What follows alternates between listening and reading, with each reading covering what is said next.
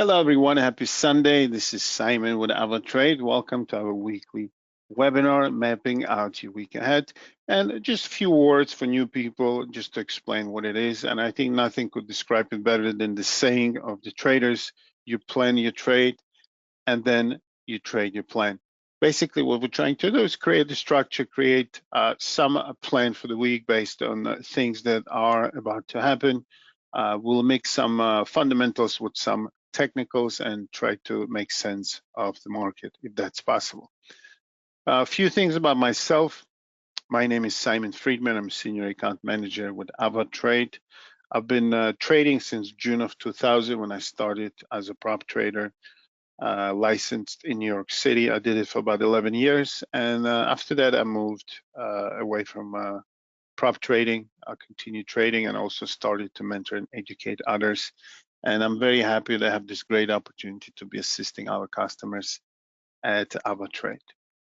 So we'll talk about indices, stocks, commodities, Forex. Like I said, we'll take a look at some screenshots from articles, and then we'll take a look at the charts from a technical point of view and try to see what's happening. Risk warning, you can find a full statement at avatrade.com website. And of course, everything we do here is purely educational. We do not suggest any trades. And of course, we do not give any signals. Social media, please feel free to follow us on the Telegram, X, and YouTube. As I always say, YouTube is my favorite. You can have a lot of material there, including the webinar. So if you missed the webinar, don't stress. You can find it on YouTube. You can have a lot of tutorials there, educational material, and as I said, the webinars. So if you are watching this on YouTube, please don't forget to click like if you like it, of course. Also, feel free to share it with others and write your questions if you have any. And that's it pretty much. So we are in the middle of August almost. Usually August is a dead month, but of course, with Trump, we never get to relax. There's always issues, always things to be busy with. And of course, the tariffs are always in the center of attention. So we'll talk about it today a little bit. Also, the Feds, Trump's idea of replacing Powell before his time comes to step down. So we'll talk about it as well. We'll take a look at economic calendar. We'll take a look at the charts. And in general, the market has been strong. And of course, as we speak on NVIDIA, NVIDIA this week just established all-time high again. And this article from Barron says NVIDIA stock notches new record. 2 reasons for the rally. And it says right here, NVIDIA stock closed at another all-time high on Friday. It's 19th this year. Okay, 19 new highs. A new artificial intelligence model from OpenAI and the potential for increased spending from Tesla look to keep the rally in shares going. Right, we saw NVIDIA strong now. Here we go. Trump added 2 more people to the list of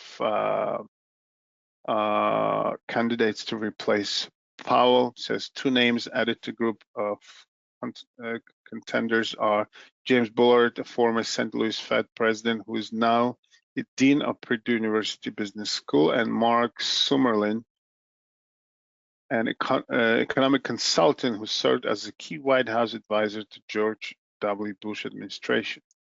And says the Wall Street reported on Friday, citing official familiar with the process. So Trump is serious, and he is picking the people who could possibly replace Powell, as he wants to see those rates cut as soon as possible.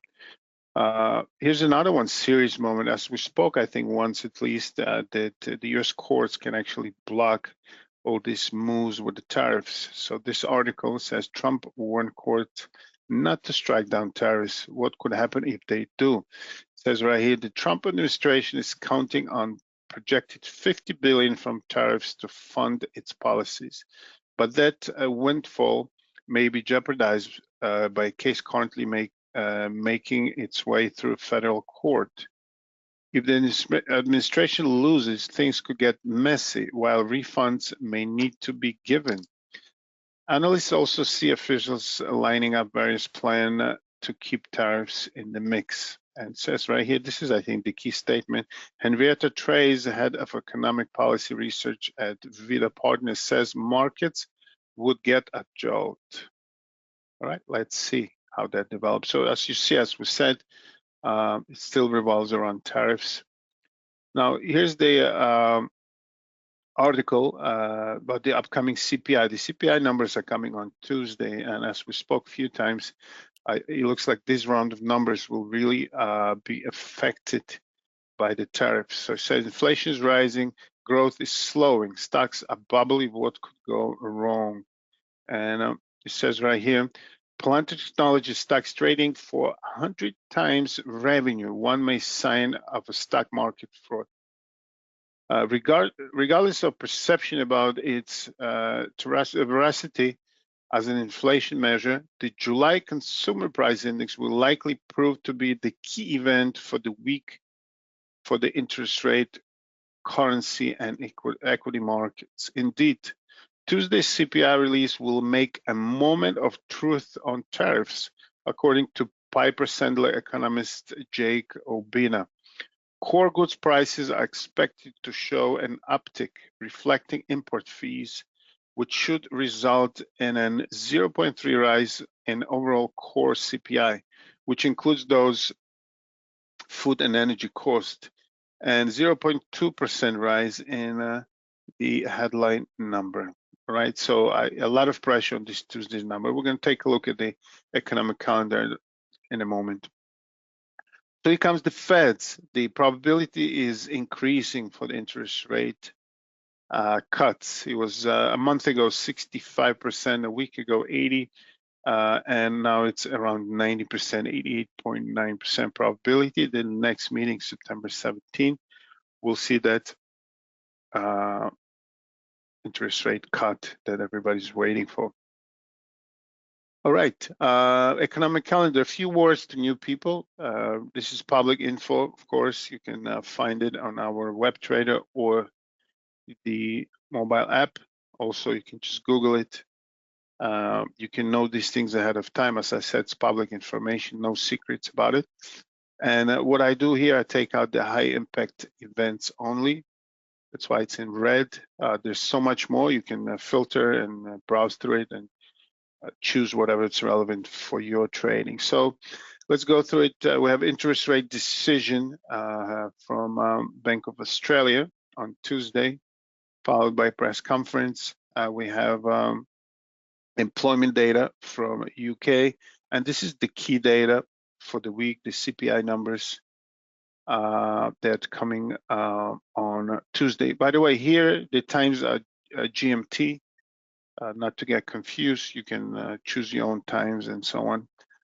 So CPI numbers, the most important for the week. Wednesday, we have a consumer price index for Germany. We have employment data from Australia, GDP numbers from both UK and European Union, and we have PPI numbers, which are also important as well.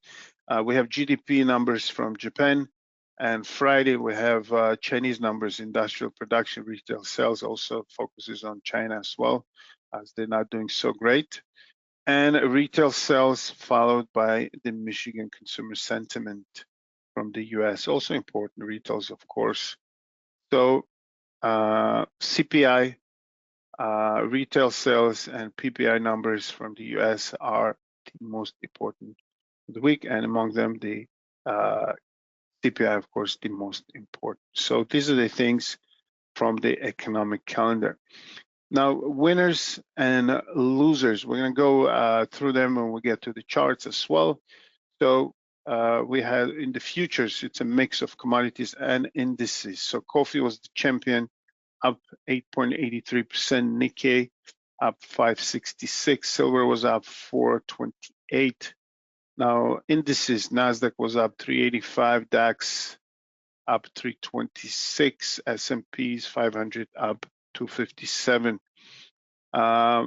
Going forward with commodities, cocoa up 239, platinum 187, gold 172, and Dow Jones index was up 146. With the losers, as you could see, energy is among it, and palladium was the champion of the losers, so to speak. 6.66% down, crude oil down almost 6%, natural gas down to 82, gasoline 227, corn and the company, wheat and soybeans as well. We're going to take a look at them when we get to the charts. So corn down 160 and heating oil down 135. We had a pound winning, even though they did cut the rates. It looks like it. Pound was up against the yen 153, against the dollar 132. Aussie was up 0.78, New Zealand 0.66, dollar Swiss was up as well for the week, 0.53, euro dollar 0.48. To the downside, euro pound 0.86 and dollar CAD down 0.24%. So these are the winners and the losers. We'll take a look at them when we get to the charts. And exciting article, and of course, most of the crypto involved people saw this. It came up on Thursday, and as we saw, the XRP and the rest of the crew, they had a nice move to the upside. So let's read it together. It's important. Bitcoin and other cryptocurrencies were rallying on Friday after an executive order from President Trump gave the digital asset sector a boost. The world's largest token was up 1.4% to 116,605 over the past 24 hours. Now, the article came on the 8th, right? It's now trading about 5% off record high. Sorry, I jumped. All right. Trump on Thursday, this is the reason, the main reason, right? Trump on Thursday signed an executive order opening up Americans for, I'll explain what it means 401k. Open up Americans 401k plans to private equity funds, cryptocurrencies, and other alternative investments. The move unlocks a massive investment opportunity for the asset class 401ks, held 8.9 trillion in assets as of September last year, according to the Investment Company Institute. And another reason here, especially for XRP, another regulatory development could also be boosting digital asset price. The Securities and Exchange Commission, SEC, said Thursday that it was dropping its long-running case against blockchain company Ripple Labs, drawing a line on a legal battle that has dragged on for years. XRP, the token used to settle and facilitate transactions on Ripple digital payment platform, jumped 11% over the past 24 hours per data from crypto exchange Kraken. Right, so that's it. No more court case for XRP and SEC. Done. This is a big thing. And I promised to explain 401k, it's a pension plan for Americans. So what happens, I think other countries has it also something similar. So your employer monthly puts some money for you for 401k. It's like a pension fund. And then they take it from your salary and it's accumulating there. So when you reach the pension age, and you can take the money tax-free. You can take it out before that, but there's a penalty. So as of now, they could have invested to stocks, mutual funds, and regular investment tools. Now, according to this, the people holding 401ks, they have a freedom to invest in cryptocurrencies and other alternative investments. So in this case, of course, the cryptocurrency is the one in focus, which is a big thing, right? So a lot of money is sitting there. People might choose now to push it or move it cryptocurrency, which would create more demand for the asset. All right, so these are the fundamentals. Now let's move to the charts, and then we'll try to, as promised, try to look at things from the technical perspective. So we'll start with indices, then we'll go to some stocks, and then we'll go to winners and losers as well. So China, as you can see here, we're still playing around this magic number, 13,817. We had a double top, we broke, we came back, we broke this week again above the number. As we said, this week we'll have some numbers from China. We'll see how that works out. Now, Nikkei was a champion for the week, a huge move to the upside. We are actually approaching, this is the weekly chart. So the week of July 2024, 13 months ago exactly, the high was 42,495, and the high of this past week is about 110 points lower. So it looks like we might be coming to retest that high from 13 months ago. Let's just mark this line, 495, 495. Let's mark it in blue. It looks different. See? Okay. So let's see if this coming week or the upcoming weeks, we're very close to it, 110 points. So Nikkei had a nice run.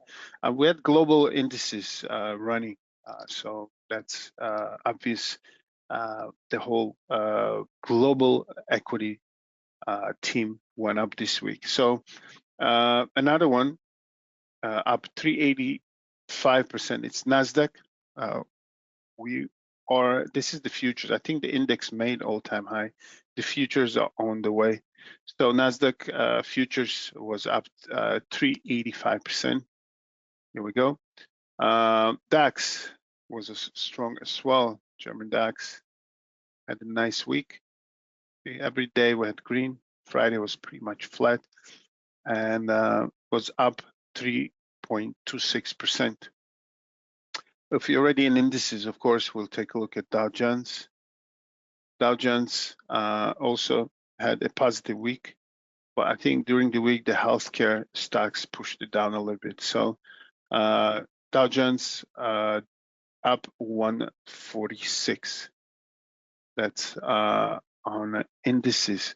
Now, the stocks, of course, it's very important to mention, as we said, we showed that article, NVIDIA established or reached the all-time high. Again, that was, I think, on Thursday. We hit 183.77 and went down on Friday. We moved up again. And I think this is the highest closing, right? We had the gap here closing lower. We had a lower level on Thursday closing lower, but this is the highest all-time high closing. And it's 182.57 according to this chart. There's no reference as far as resistance. We could be contested. We said in the article, that demand from OpenAI and Tesla are just two reasons that pushing it higher as well, among other things. Let's take a quick look what the others are doing as far as Magnificent Seven. Netflix going up after correction. Apple had a nice run since they announced huge investment into US and production in the US. I guess, Cook really tried to please President Trump, even give him that a present, a golden something in the White House. So a nice boost for Apple here. Finally, as we said, it was really lagging. It was stuck below the 213, and this past week really moved nicely with that announcement. A big investment in US. So that's on Apple. Amazon, after gapping, we're trying to recover here. Microsoft, after the earnings, actually, it is trying to close that gap. Let's see what comes next. Google is pushing, trying to close the gap to the upside. Meta since great earnings. We had a huge gap, and we are sitting pretty much in that territory there. So as you could see, the tech stocks are looking strong. Let's take a quick look at what the banks are doing. The banks are also recovered from that short sell-off there. JP Morgan is not looking that strong here. Bank of America also, we didn't close that gap. So as you could see, the banks did have that big group. Did have a gap, and I think it looks only Goldman Sachs closed the gap. The rest of the main banks didn't manage to close the gap, and they're looking down a little bit here. All right. So let's see. Again, I'm going to say it probably a few more times. The CPI data together with retails and PPI this week is very important, but CPI alone is super, super important for this week. As analysts are paying super strong attention to it because they say that the tariffs are going to be reflected for this round of CPI data very strongly. So that's something that we'll be paying attention to. All right, moving to commodities. Let's go through those champions and the losers. We had coffee.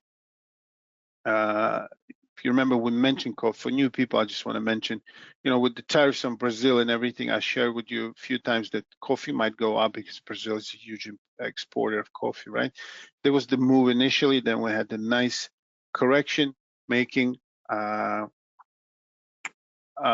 high and a lower low. It could probably attract some sellers here, but then take a look.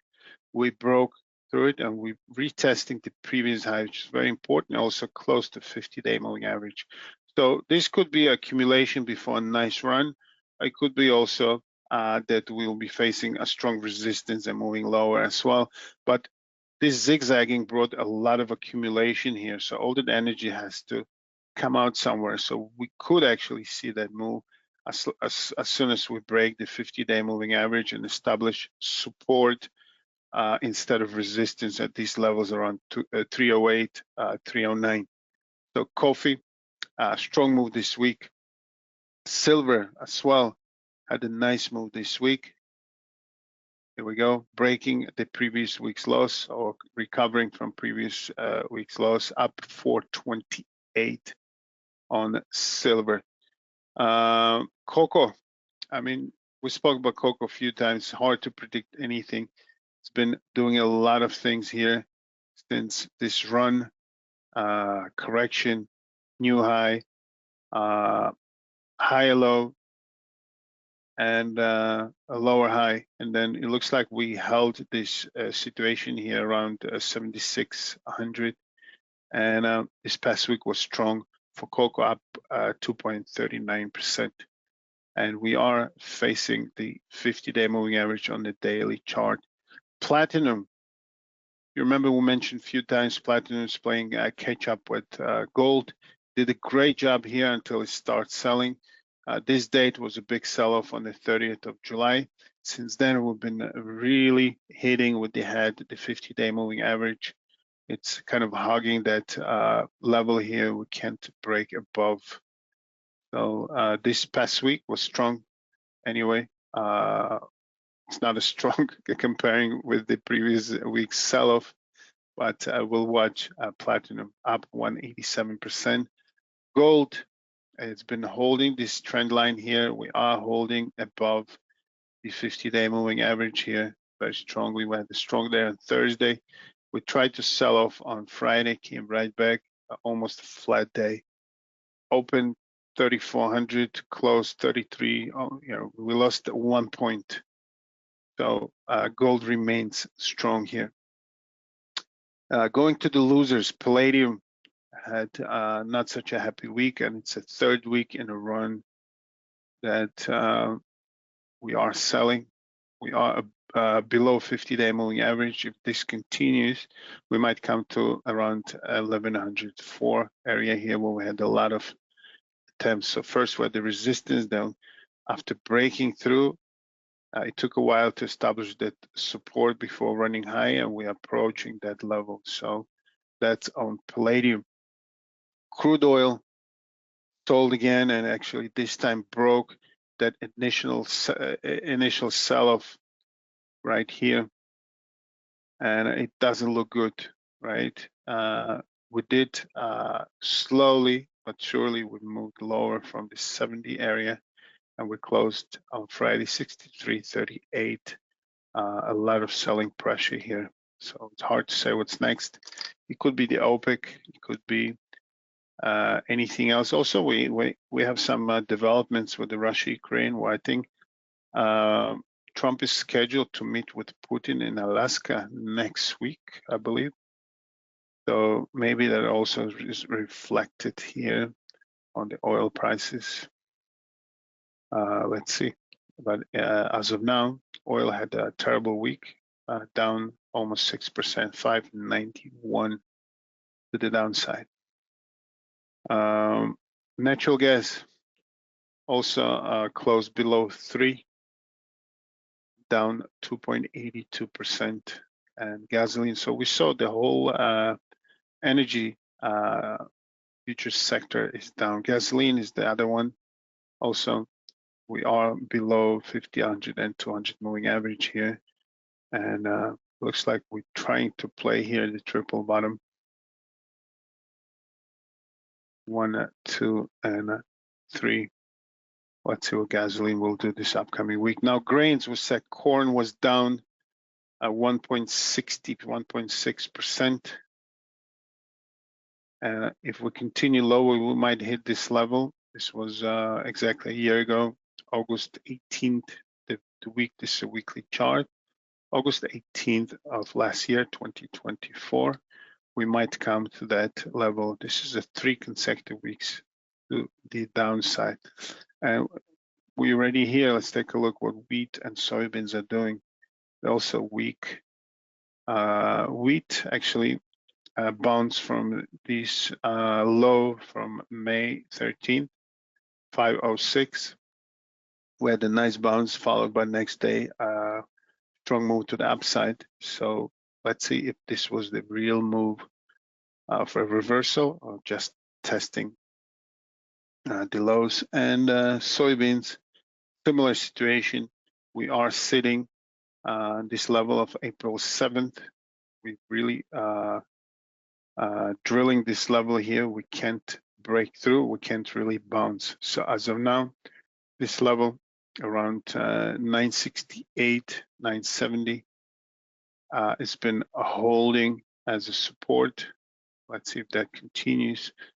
We do see the 50-day moving average kind of catching up with 200. If we do break below, that will trigger an idea of that cross, which might signal a sell. Also possible. The weekly chart, you can see it clearly. We tried to break below this level starting from October of last year. Here, then the next attempt came mid-December, and then next attempt came in April when we bounced. So a lot of pressure to the downside. Since then, we're trading in the tight channel here, right? So that's as far as winners and the losers. Moving to FX, we'll start with dollar index. Dollar index is sitting right on 50-day moving average here. You could see here where the lowest point, recent lowest point, 95.98. We moved higher. We established a higher low followed by a higher high, which could possibly signal the reversal to the upside. Let's see here. And let's see what happens now. We're right on 50-day moving average here. I just draw the trend line. Let's see how we act if we do reach that trend line. Should we break, we could move lower, and vice versa. If we stand or hold that line, we might continue higher. It's hard to say. A lot of things. Tariffs, also upcoming interest rate decision on the 17th of September could move dollar down. Could be already that it's priced in. We don't really know. So that's dollar index. Let's go through the winners and losers, as we said previously. Pound yen was a winner for the week. Every day was a green day. Almost recovered from this one drop here. Pound dollar, we did break through this 134.20s, sitting right on 100-day moving average here. Let's see how we look with the trend line. Again, this trend line is just for illustration. Some traders like to use them, but of course, nothing is for certain. So we are trying to break through the trend line. Let's see if that works. But as of now, we did make lower low, followed by lower high, followed by lower low. And now we're trying to bounce, but we could have resistance as well. So pound, dollar up 131%. Aussie had a nice week. We're sitting right on 50-day moving average here. If we continue higher, we might face some resistance further up.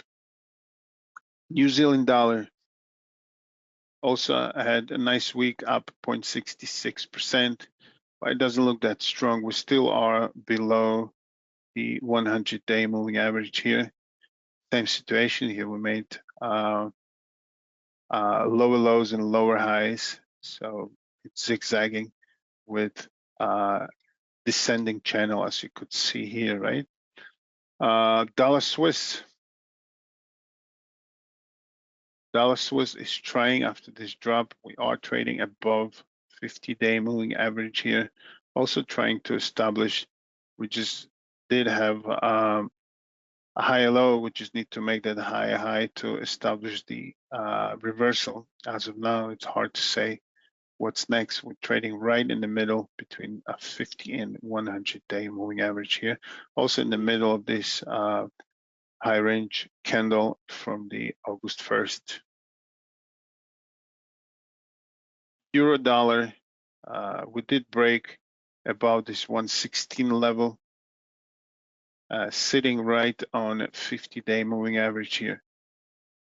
So we did kind of made a lower high followed by the lower low, and we're sitting on the 50-day moving average. Let's see what happens, right?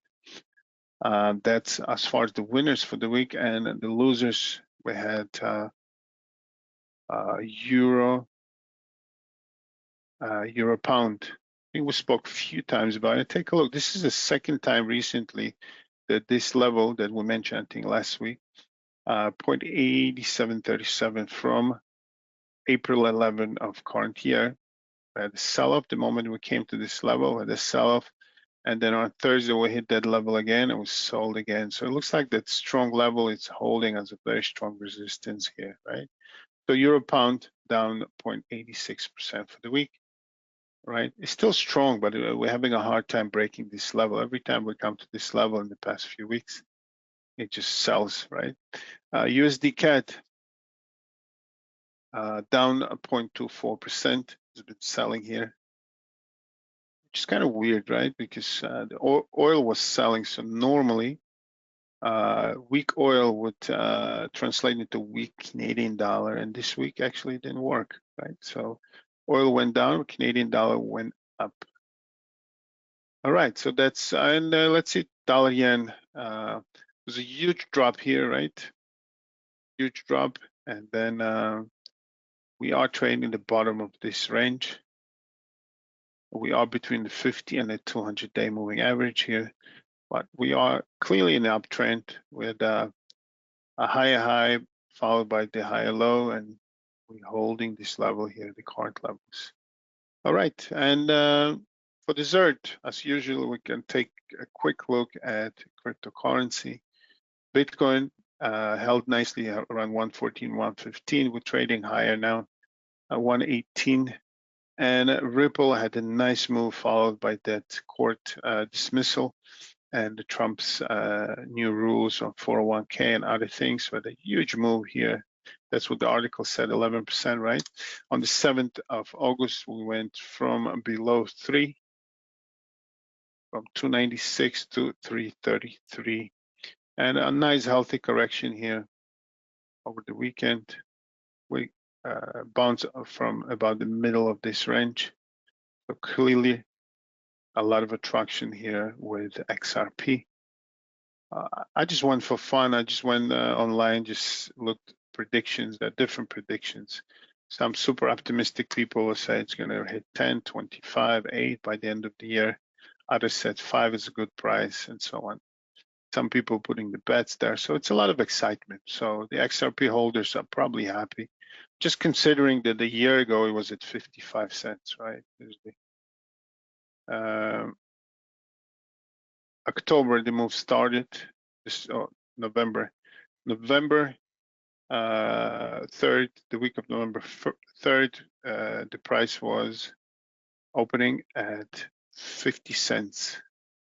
We are trading, if you take just $3, that's 6 times the price of November of last year. All right. I mean, some comparing with the even so the picture, there's 2 lines. One line says the XRP $3. Nobody goes there. And there's XRP 589. And there's a huge line there. You know, they make fun of it, trying to compare kind of to Bitcoin as people were spending money buying pizza or just not getting into it. Again, who knows, right? It could go higher. It could go 0. It could go anywhere like anything else. All right. So on that note, I think we're done for today. Again, just to put it all together in a few sentences, we are in the middle of the federal court decision on these tariffs, legitimacy of these tariffs. We have important numbers for this week. The most important, the CPI on Tuesday. We do still have some companies reporting. We do have a boost on cryptos as they're going to be included in 401k and dismissal of XRP court.